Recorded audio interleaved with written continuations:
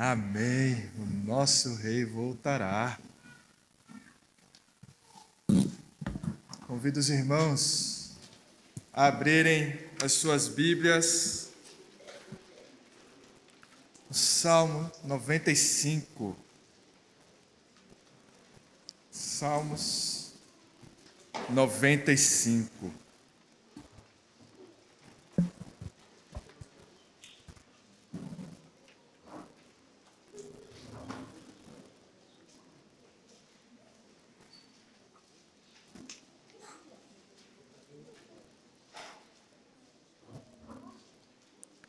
Assim diz a palavra de Deus.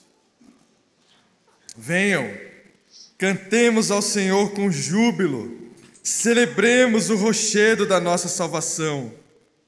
Saiamos ao seu encontro com ações de graças, vitoriemo-lo com salmos, porque o Senhor é o Deus supremo e grande Rei acima de todos os deuses. Nas suas mãos estão as profundezas da terra e as alturas dos montes lhe pertencem. Dele é o mar, pois ele o fez, obra de suas mãos os continentes. Venham, adoremos e prostremo-nos, ajoelhemos diante do Senhor que nos criou. Ele é o nosso Deus e nós somos povo do seu pasto e ovelha das suas mãos. Hoje, se ouvirem a sua voz, não endureçam o coração como em Meribá, como naquele dia em Massá no deserto, quando os pais de vocês me tentaram pondo-me à prova, apesar de terem visto as minhas obras. Durante 40 anos estive irritado com essa geração e disse: esse é um povo que gosta de se desviar, eles não conhecem os meus caminhos. Por isso jurei na minha ira, eles não entrarão no meu descanso. Senhor Deus, somos gratos pela tua maravilhosa palavra, palavra da vida, a palavra que nos dá alimento. Por isso clamamos, nos alimenta nesse momento, Pai. Nos alimenta pela tua palavra, porque sabemos que só nela podemos encontrar a verdadeira vida. Em nome do Senhor Jesus. Amém. Vocês já ouviram sinos tocando? Todo mundo já ouviu. Quem andou pelo centro de São Paulo e alguns outros lugares já ouviu sinos tocando. E é impressionante como o mesmo instrumento pode alterar toda a sensação de um ambiente. Um sino ele pode tocar um repique vivo, trazendo um tom festivo. E esse tom festivo, ele preenche todo o ambiente. O mesmo sino, ele pode ser tocado em um som grave, em um som reverente, ou ainda, esse mesmo sino pode ser tocado em um tom fúnebre, em um tom de funeral. E quando ele é tocado, embora seja o mesmo instrumento, veja, são apenas badaladas, é o mesmo instrumento, mas dependendo de como ele é tocado, o ambiente altera, a sensação do ambiente altera. Você sabe se é um momento feliz, você sabe se é um momento reverente, você sabe se é um momento fúnebre, dependendo de como o sino é tocado. Mas ele permanece o mesmo instrumento, um mesmo instrumento. Em cada um desses toques, você pode sentir o que está sendo anunciado. Quando olhamos para o Evangelho em toda a sua amplitude, é exatamente isso que vemos. O Evangelho, em alguns momentos, tem um repique vivo, um tom festivo. Em outros momentos, o tom tocado pelos sinos do Evangelho é um tom grave, um tom reverente. E o Evangelho, ainda assim, preserva um tom fúnebre em muitos momentos. Todos esses elementos, eles fazem parte do mesmo Evangelho. O Evangelho carrega todos esses tons, todas essas características. Qualquer movimento que tente excluir um desses aspectos do Evangelho, nós estamos falando de um falso Evangelho. Qualquer movimento, qualquer igreja que tente apagar um lado ou que tente apenas jogar luz sobre um desses elementos do Evangelho, ele se caracteriza como um falso Evangelho. Veja bem, se nós apenas observarmos a Bíblia e procurarmos o seu tom festivo, o seu tom vivo. Nós viveremos o evangelho sem compromisso, sem reverência, sem a liturgia que é tão necessária diante daquele que é o Rei do Universo. Se nós apenas focarmos naquele tom reverente e naquele tom grave, faremos com que Deus se pareça um tirano, e como se a igreja fosse a prisão desse tirano, onde ao entrar, você deve abandonar qualquer esperança de alegria. É como se entrando na igreja, olha, eu vou deixar para ir para a igreja mais velho, porque eu já fiz tudo que eu queria fazer na minha vida, agora é só dor, sofrimento e tristeza, aí eu vou para a igreja, porque acabou a minha vida, não tem mais nada para fazer, eu já aproveitei a vida. Essas duas visões, tanto aquela que vai focar apenas naquele tom festivo do Evangelho, naquele repique vivo do Evangelho, como daquele repique grave, formal, reverente, os dois são falsos evangelhos. O verdadeiro Evangelho não toca em apenas um tom. E além de não tocar em apenas um tom, não somos nós que escolhemos o tom que o Evangelho vai tocar. O Evangelho, ele tem ritmos festivos, alegres. Nós temos gozo em nosso Senhor. Nós temos alegria em nosso Senhor, alegria na nossa salvação. Mas também estamos diante do Rei de todo o universo. E por isso, a Ele é devido tanto a alegria como a reverência. As duas coisas louvam o Senhor, a alegria, a gratidão e a reverência. E o nosso texto de hoje, o texto que acabamos de ler, ele ilustra bem esses dois tons do Evangelho. Imaginem que a cena desse salmo, olhem para esse Salmo 95 novamente.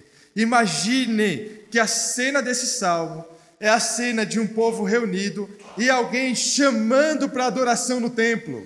Então, na primeira parte dele, alguém chega e convida para o louvor. Venham, adoremos ao Senhor, vitoriemo-lo, vamos louvar ao Senhor. Então, ele convida as pessoas a virem ao templo. E as pessoas vão se reunindo, louvando, adorando e se aproximando do templo para prestar culto ao Senhor. No segundo momento desse salmo, o tom não é mais festivo, não é o repique vivo, mas é um tom reverente.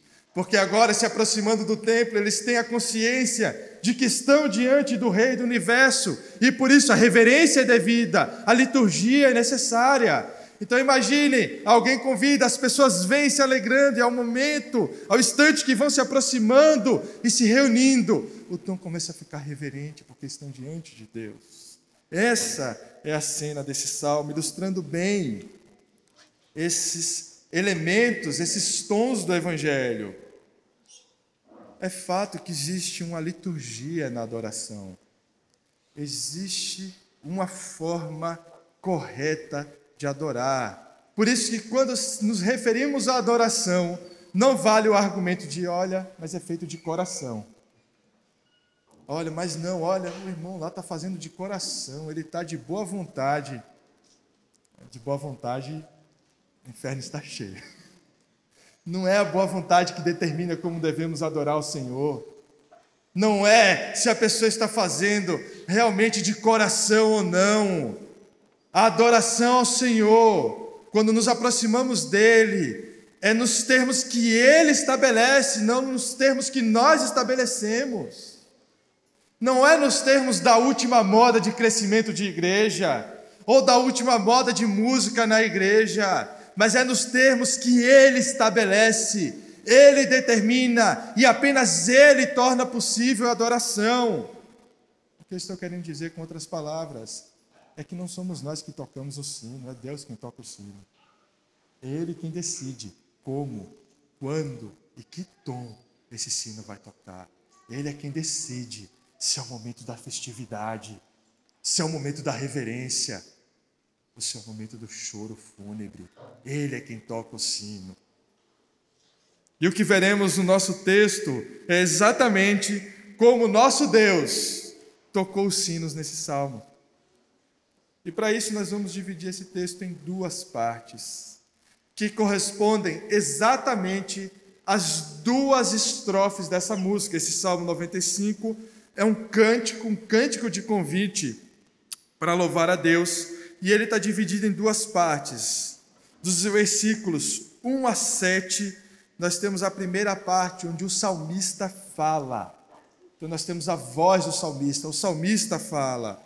E dos versículos 8 a 11, nós temos a segunda estrofe, onde o eu sou fala. Então dos versículos 1 a 7, a parte 1, a primeira estrofe, o salmista fala. Dos versículos 8 a 11, a segunda parte, a segunda estrofe, o eu sou fala. Olhemos mais uma vez para o versículo 1 do nosso texto.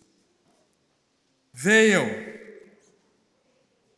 cantemos ao Senhor com júbilo, celebremos o rochedo da nossa salvação. Esse é o convite para louvar ao Senhor. O convite para louvar ao Senhor, ele pode ser feito em um tom grave, em um tom de, olha, você precisa louvar ao Senhor, porque se você não louvar ao Senhor, você perderá a sua alma. Mas o convite para adorar o Senhor também pode ser um convite alegre, um convite vivo. Muitas vezes nós apagamos o tom vivo, o tom festivo do Evangelho. Nós que vivemos o Evangelho, tantas vezes nos esquecemos como Deus quer ser adorado com alegria. É necessária a reverência, mas é tão necessária também a alegria diante de Deus. Por isso que às vezes as pessoas olham para os cristãos e o cristão parece alguém que desistiu da vida. A pessoa olha para a igreja e fala, eu não quero isso, porque tudo que o cara fala é que eu vou para o inferno. Qualquer conversa que eu tenho com ele sobre o Evangelho, ok, isso é verdade, meus irmãos, mas também é verdade. Porque o Evangelho tem um tom festivo, tem um tom alegre, tem um tom de gozo, e nós não podemos excluir esse elemento do Evangelho. E o Salmo convida com alegria, ele estabelece um método com cânticos. Venham, cantemos ao Senhor com júbilo, cantemos ao Senhor com alegria, louvemos ao Senhor com alegria. E um assunto que desperta essa alegria, ele é o rochedo da nossa salvação.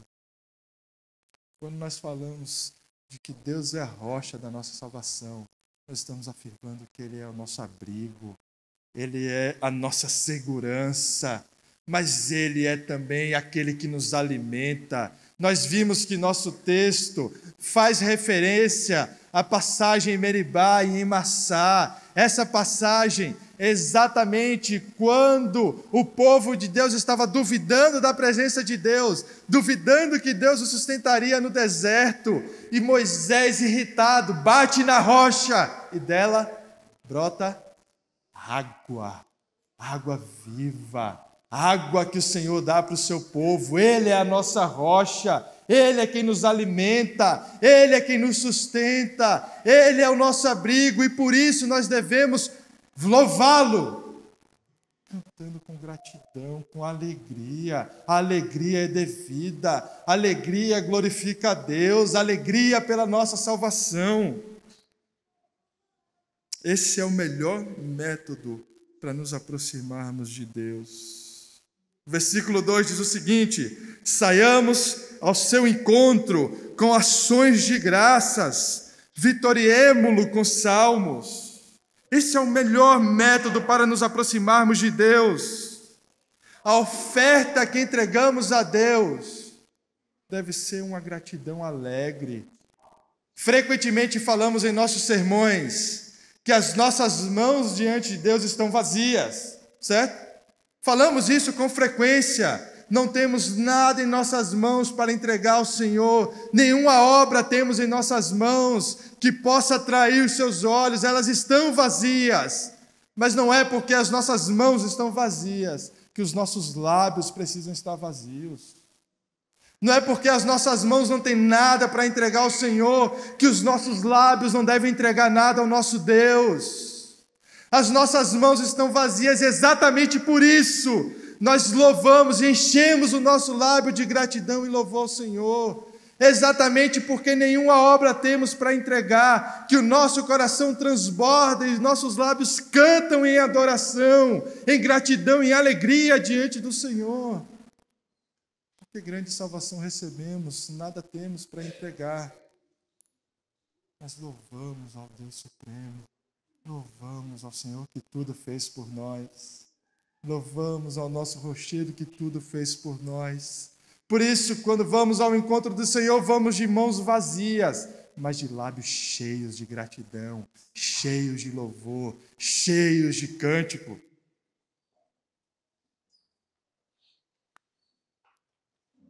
Os versículos 3 a 5, percebam que os versículos 1 e 2, eles fazem o convite.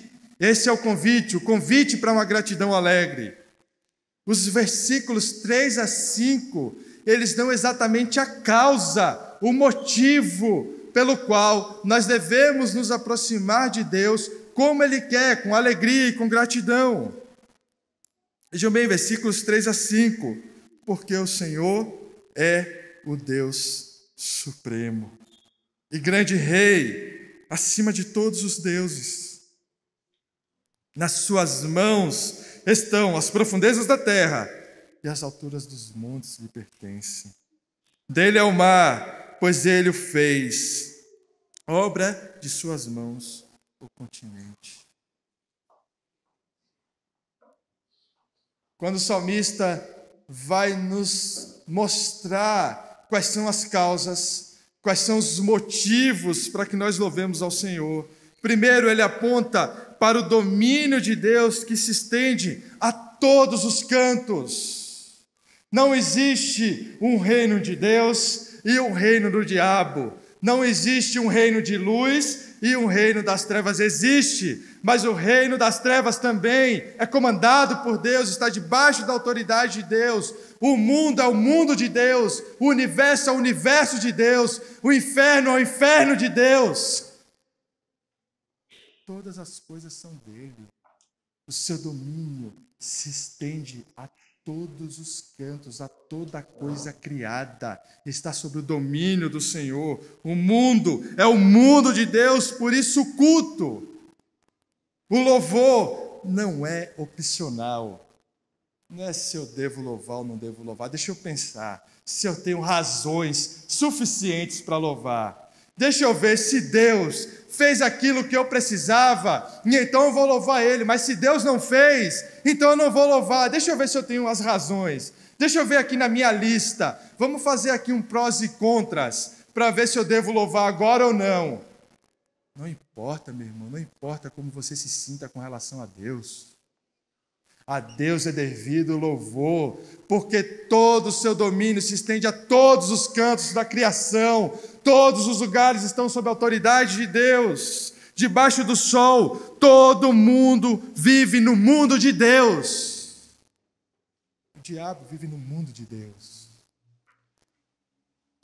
Não existe um mundo do diabo, ele vive no mundo de Deus.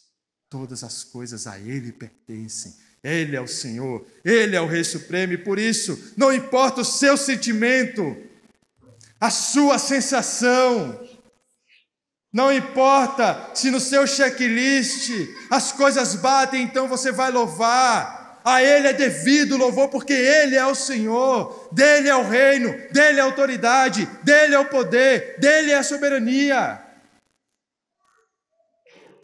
Dele é a mão que sustenta você hoje. Dele é o poder que te faz respirar exatamente nesse momento.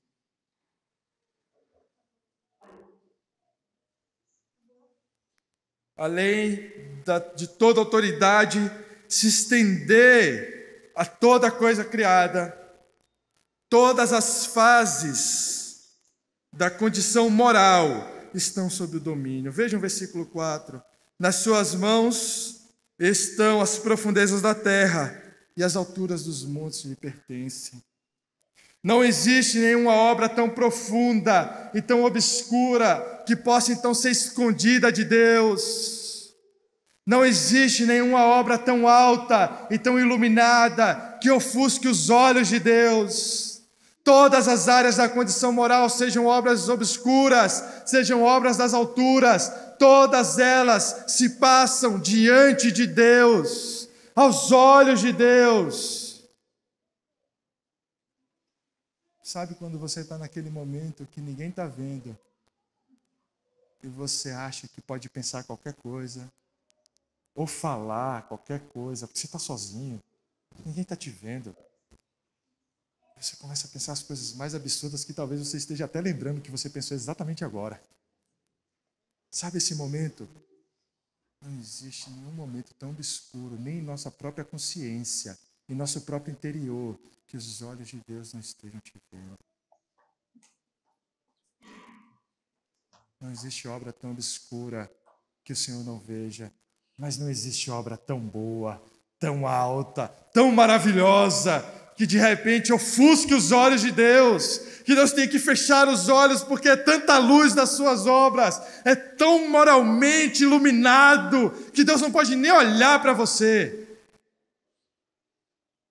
Tudo aquilo está sob o domínio do Senhor, seja aquilo que fazemos de mal, seja aquilo que fazemos de bom. Todas as áreas da condição moral estão sob o seu domínio, estão sob o seu alcance. A nossa vida se passa inteiramente, cada instante dela, diante do Rei Supremo. E o versículo 5 diz que as circunstâncias não alteram esse domínio. Não altera o mundo, é o mundo de Deus, independente das circunstâncias. Dele é o mar, pois Ele o fez. Mesmo o mar que é tão imprevisível, mesmo o mar que altera tão rapidamente, mesmo o mar que você não pode muitas vezes ditar o seu comportamento, é dele, está nas mãos dele, as circunstâncias estão nas mãos dele. Nada altera o fato de que Ele é o Rei Supremo. Nada altera o fato de que Ele é o Senhor de todas as coisas. Não restam dúvidas, Ele é o Rei, Ele é o Supremo Rei, por isso o convite alegre, por isso os lábios cheios de louvor e gratidão. Eles são devidos, eles são oportunos, eles são de bom tom. É assim que nós devemos louvar, é assim que nós nos aproximamos de Deus. Óbvio, com reverência, mas com os corações gratos e alegres, não amedrontados, porque a justiça dele já foi feita, mas os nossos corações agora podem se alegrar no sacrifício de Cristo, se alegrar no sangue derramado, se alegrar no Cordeiro que encarnou e morreu para pagar o que nós não poderíamos pagar. São os corações alegres que são devidos. É o tom festivo, não o tom amedrontado, fúnebre, como muitas vezes nós nos aproximamos de Deus, mas um coração grato e alegre diante do Senhor. Os versículos 6 e 7, que fecham a primeira estrofe, diz o seguinte: venham, adoremos e prostremo-nos, ajoelhemos diante do Senhor que nos criou. Ele é o nosso Deus, e nós somos povo do seu pasto e ovelhas da sua mão. Vejam bem, se todos, sejam crentes ou sejam ímpios, todos vivem no mundo de Deus, todos são sustentados por Deus, todos vivem debaixo do reinado de Deus, todos, e portanto todos, quer sejam conscientes ou não, deveriam louvar e agradecer ao Senhor, seja pela chuva, pelo sol, pelo alimento que recebem, pelo fato de respirarem pela manhã. Quanto mais nós que estamos aqui essa manhã temos motivos para louvá-lo. Se todos devem louvá-lo, quanto mais nós que estamos aqui. Devemos louvá-lo, devemos adorá-lo, porque Ele é o nosso Criador, e nós sabemos disso. Ele é quem nos formou, Ele que nos criou. Nós devemos adorá-lo, porque Ele é o nosso Deus. E Ele não é o nosso Deus porque nós escolhemos que Ele fosse o nosso Deus.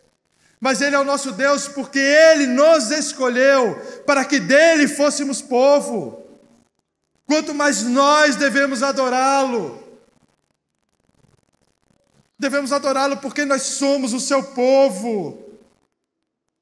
Nós somos povo de Deus. O povo que Deus escolheu não apenas para separar do mundo, mas para mostrar ao mundo o seu amor, a sua graça, a alegria do Evangelho.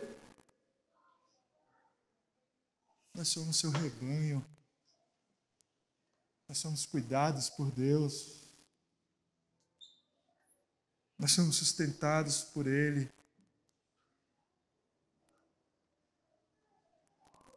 Nós somos conduzidos. Ele sempre é o Deus que está perto. Ele sempre é o Deus que ouve as nossas orações. Ele sempre é o Deus que intervém. Ele sempre é o Deus disposto a ouvir, disposto a salvar. Ele sempre é o pastor que conduz o seu rebanho com graça, justiça, fidelidade, amor, cuidado. Se todos têm razões para louvar a Deus, porque Ele é o Rei Supremo, o mundo é o mundo de Deus, quanto mais nós que estamos na igreja e vivemos e olhamos para o sangue do Cordeiro que foi derramado, olhamos para o corpo de Cristo que foi partido, e lembramos mês após mês do sacrifício de Cristo, quanto mais nós deveríamos hoje encher os nossos corações de gratidão, louvar ao Senhor com alegria.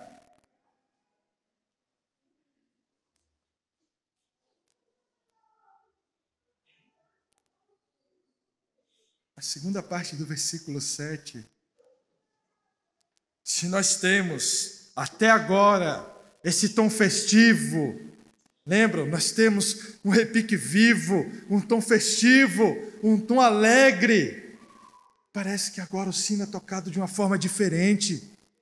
Parece que esse sino agora não está sendo tocado com tanta alegria. Parece que agora o tom é mais grave, é mais solene. O texto diz, na última parte do versículo 7 e no versículo 8, hoje, se ouvirem a sua voz, não endureçam o coração. Então parece que esse repique vivo dá agora lugar para um tom mais grave, um tom mais formal. Hoje, se ouvirdes a sua voz, não endureçam o seu coração. Muitos tratam a vida cristã, como nós falamos na introdução, muitos tratam a vida cristã como uma dieta que começa na segunda-feira, né? Aliás, amanhã é o dia de começar a dieta, é sempre na próxima segunda. Então a vida cristã, eles vão adiando assim, olha, vou começar na próxima segunda, no próximo domingo, no próximo ano, no próximo, e vão adiando, e nunca é hoje. Nunca é hoje, nunca é no momento, nunca é na hora devida. É sempre depois, é sempre tratado como algo que pode ser adiado, que pode ser postergado, que pode ser deixado como resolução para o próximo ano. Chegamos no meio do ano e falamos, olha, no outro ano, porque agora o ano já acabou. No outro ano eu vou ser mais fiel ao Senhor.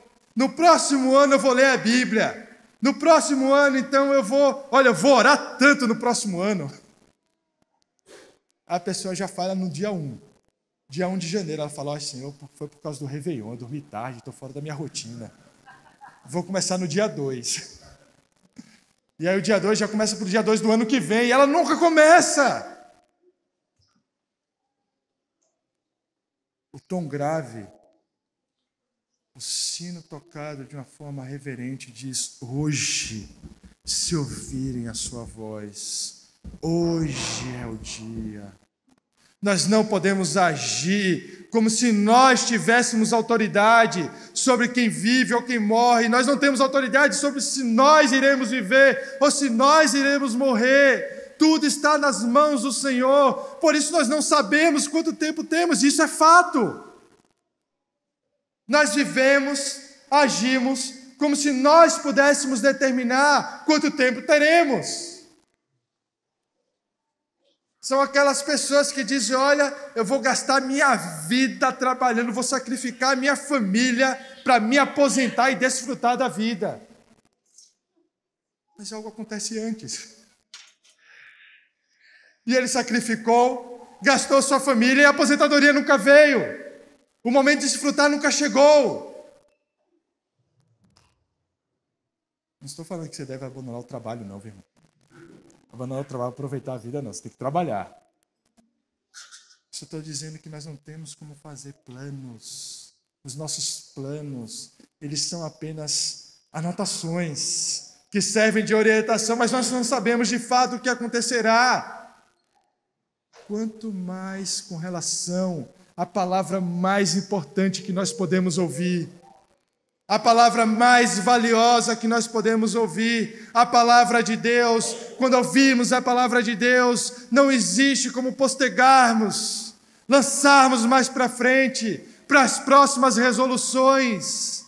Mas se ouvirmos a voz do Senhor, se hoje você está aqui, está ouvindo a voz de Deus, não endureça o seu coração. Não endureça o seu coração como Israel fez. E endureceu o coração. É duvidar de Deus. Endurecer o coração é duvidar de que Deus está entre nós. Endurecer o coração é duvidar que o mundo é o mundo de Deus. Endurecer o coração é duvidar de sua autoridade, de seu poder. Endurecer o coração é duvidar de que Deus é bondoso. E ser o bondoso é duvidar de que Ele ouve a nossa oração. É duvidar que, independente do seu pecado, o sangue do Cordeiro é poderoso para te lavar. Endurecer o coração é achar que talvez Deus não seja tão bom, nem tão poderoso, a ponto de salvar um pecador como nós. É duvidar de que Ele está presente entre o seu povo. Seu povo nunca está sozinho. Ele sempre está conosco. Por isso hoje é o dia. Hoje, se ouvirem a voz, não podemos adiar sobre o risco de não termos mais tempo, sobre o risco de em algum momento ouvirmos sinos fúnebres e desejarmos um repique vivo, alegre, não mais temos a possibilidade, apenas nos resta o som fúnebre. Se aos crentes é reservado o tom festivo e o tom formal, aqueles que endurecem o seu coração, a esses é reservado o tom fúnebre dos sinos.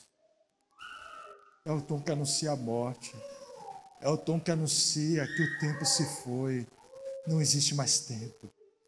Não dá mais. Não existem mais oportunidades.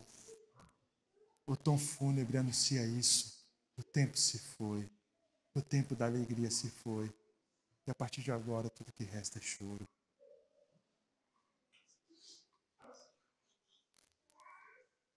Não dá para a gente perceber como esse tom durante o salmo ele vai mudando. Nós temos então na primeira parte um tom festivo, mas a segunda parte um tom tão grave que continua no nosso versículo 9.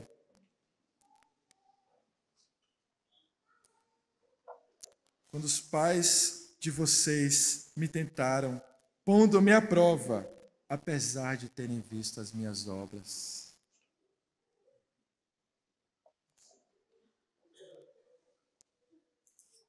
Se é triste aquelas pessoas que endurecem o seu coração e questionam a existência de Deus, mas nunca foram de fato alcançados pela graça de Deus, quanto mais triste é nós que vemos as obras de Deus, nós que experimentamos da misericórdia e do amor de Deus, ainda assim duvidarmos de Deus. Nós que estamos aqui e se olharmos para trás, quem de nós pode dizer que não vê a mão do Senhor agindo? Se você é um cristão e olha para trás, olha para as obras de Deus, Olha para as obras de Deus em tua vida. Quem de nós pode dizer, eu não vejo a mão de Deus em nenhum momento? Todos nós vemos a mão de Deus, todos nós somos sustentados, e ainda assim, duvidamos de Deus. E ainda assim questionamos se Deus tem nos preservado. E ainda assim, na primeira dificuldade, dizemos, por que, Senhor? E endurecemos o nosso coração, não conseguimos mais orar, não conseguimos ler a Bíblia, porque achamos que Deus está sendo injusto conosco.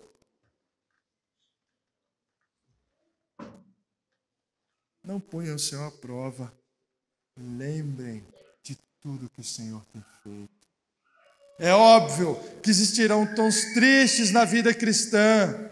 Óbvio que nem toda a vida cristã é uma vida alegre e feliz, porque a nossa alegria, ela não é para esse mundo.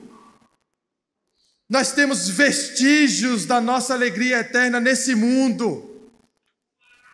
Mas a alegria que é reservada àqueles que louvam com gratidão ao Senhor é uma alegria eterna. É uma alegria maior do que uma aposentadoria no sítio. É uma alegria maior do que qualquer coisa que nós possamos planejar.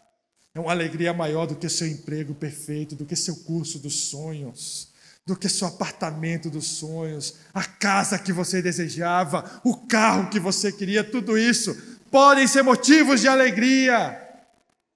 Mas nada disso se compara à alegria celestial.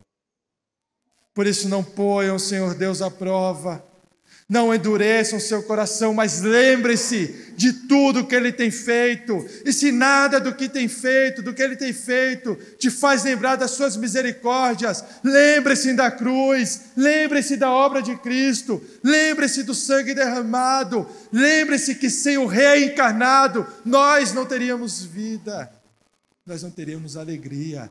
Sem o sangue derramado, nos restaria apenas as badaladas fúnebres do sino.